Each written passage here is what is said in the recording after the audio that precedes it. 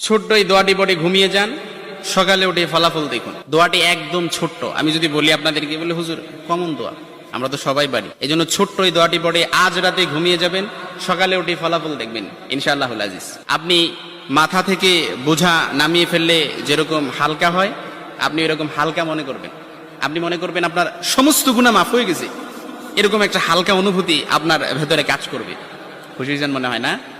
এই জন্য আমরা যদি ছোট্ট এই দোয়াটি পড়ে আজ রাতে ঘুমাতে পারি, সকালে উঠে ফলাফল দেখবো ইনশাআল্লাহুল আজিজ। আমি যদি আপনাদেরকে হাদিসের টেক্সট শোনাই, হযরত যায়েদ রাদিয়াল্লাহু তাআলা আনহু থেকে বর্ণিত, রাসূল সাল্লাল্লাহু আলাইহি সাল্লাম বলেন, হাদিসের স্পষ্ট ন্যারেশন হচ্ছে, যে ব্যক্তি রাত্রিবেলা 3 বার এই দোয়াটি পড়ে ঘুমিয়ে যাবে, সকালে উঠে আল্লাহ তাআলা তার সমস্ত গুনাহ মাফ করে দিবে।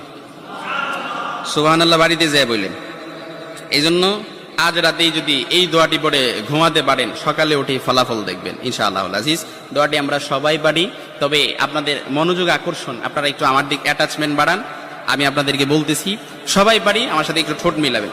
আস্তাগফিরুল্লাহাল্লাযী লা ইলাহা ইল্লা হুয়াল হাইয়ুল কাইয়্যুম ওয়া আতুবু ইলাইহি লা হাওলা ওয়ালা কুওয়াতা ইল্লা বিল্লাহিল আলিয়্যিল আযীম।